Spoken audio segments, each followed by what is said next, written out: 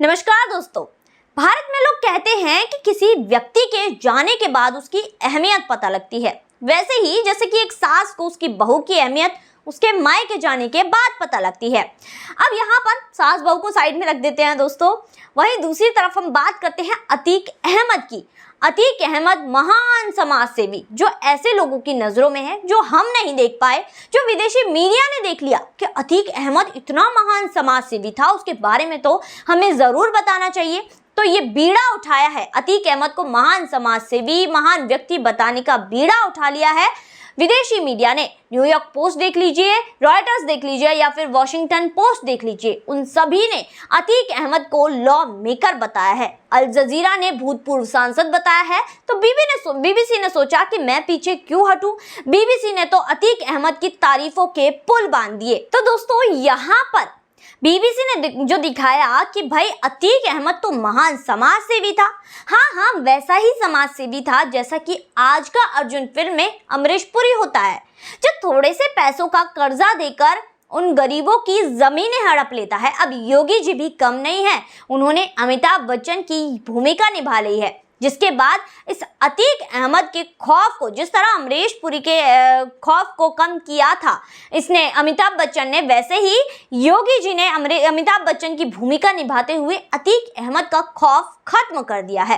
अब दोस्तों ये तो रही फिल्मी बातें। अब आप लोग सोचेंगे कि मुझे इन सभी बातों का कैसे पता लगा। मेरी जो पड़ोसन है ना, उसने मुझे अखबार ला कर दिया, विदेशी अखबार। वो मैंने पढ़ा तो मेरी आंखें फटी की फटी रह गई कि जो सच्चाई अतीक अहमद की हम लोग नहीं देख पाए, वो इन विदेशी मीडिया वालों ने कैसे देख ली।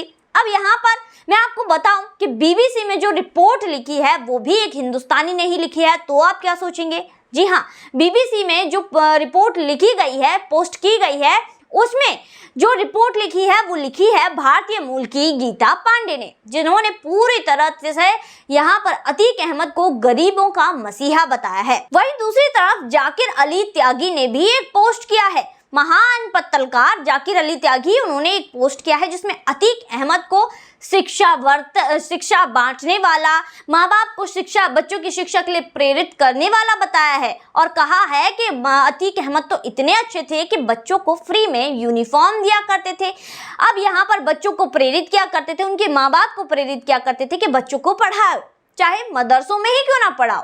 खैर वो बात अलग है कि जो यहाँ पर जो लोग बातें करते हैं कि मीडिया मोदी की बिकी हुई है, अब जो ये गुंडा मीडिया है, मोदी के द्वारा खरीदी हुई, इस मीडिया ने लगातार वो चीजें दिखाने की कोशिश की है, इस तरह जो यहाँ पर अतीक अहमद को बदनाम करने की कोशिश की है। उसके 9 साल के बेटे के बर्थडे पर उसी के बेटे 9 साल के बेटे के द्वारा 10 राउंड फायरिंग के दिखाए गए हैं। दोस्तों ये बहुत ही गलत बात है। अब यहाँ पर इतना ही नहीं, उसके बड़े बेटे जो कि शांति पूर्वक ढंग से योगी जी को धमकी दे रहे हैं कि जिन्होंने हमारे घरों को तोड़ा है उन्हीं के हाथों से ईंटें लगवाएंगे, उसका भी वीडियो वायरल ये लोग कर रहे हैं। अब यहाँ पर जो जिहादी पत्रकारिता है वो भी उपज रही है, लगातार फूट रही है। वो अतीक अहमद की तारीफों के पुल बांध रही है, अतीक अहमद को प्रोटेस्ट कर रही है, जबकि ये लोग जानते हैं कि 44 साल से कितना आतंक अतीक अहमद का रहा, और अतीक अहमद उत्तर पूर्व का ओसामा भी कहा जा सकता है। सॉरी, इनके लिए तो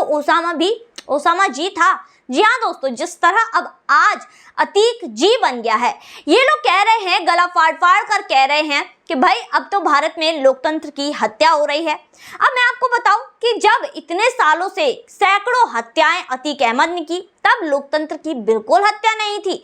विधायक राजू पाल की 400 राउंड फायरिंग करके हत्या कर दी गई, तब भी लोकतंत्र की हत्या बिल्कुल नहीं थी, लोकतंत्र जिंदा था। इसके अलावा यहाँ पर उमेश पाल की दिन दहाड़े हत्या कर दी गई, तब भी लोकतंत्र जिंदा था। और उसके उमेश पाल की सुरक्षा में लगे 2 पुलिसकर्मियों को दिन दहाड़े उमेश पाल के घर के सामने ही मार दिया गया, तब भी लोकतंत्र खतरे में बिल्कुल भी नहीं था। पर अतीक अहमद की मौत के बाद लोकतंत्र खत्म हो रहा है, और लोकतंत्र खतरे में इसलिए आ गया क्योंकि रोजा रखते हुए अतीक अहमद और अशरफ अहमद की रमजान के दिनों में हत्या कर दी गई। तो अब लोकतंत्र खतरे में आ गया है। तभी तो शोक मनाने के लिए बसपा, सपा, इसके अलावा अखिलेश यादव, ममता बनर्जी, ओवैसी, ये सभी आ रहे हैं और अपनी आंखों से आंसू की नदियां बहा रहे हैं। खैर कांग्रेस ने भी शांति संदेश भेज ही दिया है, शोक संदेश भेज ही दिया है, बस शामिल नहीं हुए हैं। अब दोस्तों यहाँ पर जो शोक मनाने की लिस्ट है सोशल मीडिया पर भी जारी है। जो उनके चाहने वाले हैं, अतीक अहमद के जो चाहने वाले हैं, वो लगातार पोस्ट कर रहे हैं कि मैंने एक सपना देखा है कि मुझे खून की नदियां बहानी है और हिंदुओं का गला काटना है। भाई सपना है, सपने में ही रहो। वहीं दूसरी तरफ और भी लोग हैं जो लगातार ऐसी पोस्टें कर रहे हैं और अतीक अहमद का समर्थन कर रहे हैं। पर दोस्तों सच्चाई इससे थोड़ी अलग है। सच्चाई जो हम देख पा रहे हैं वो ये है कि अस्पताल के बाहर अब यहाँ पर अतीक अहमद की हत्या क्या हुई। जिस तरह पुरानी फिल्मों में दिखाया जाता था कि अपराधी को जेल ले जाया जाता था या पुलिस पकड़ने आती थी, तो वो हार्ट अटैक का बहाना बनाकर अस्पताल जाया करता था और अस्पताल से रफू चक्कर, और ये सारी स्ट्रेटेजीज अब पुरानी हो चुकी है। अब तो जब से अतीक अहमद को अस्पताल के बाहर मारा गया है उसके भाई के साथ, तब से तो लगातार माफियाओं में ये डर पैदा हो गया है कि हम जेल में ही रह लेंगे, जेल में ही सही है, जेल में ही पैरासीटामोल खा लेंगे, दवाई खा लेंगे, पर जेल में ही रहेंगे, हमें अस्पताल मत ले जाओ। क्योंकि यहाँ पर मुख्तार अंसारी ने भी सीधे सीधे ये कह दिया है कि मेरा स्वास्थ्य एकदम ठीक है, मुझे अस्पताल जाने की, जांच की कोई भी जरूरत नहीं है। तो देखा आपने इन माफियाओं के मन में किस तरह अस्पताल का डर बैठ चुका है।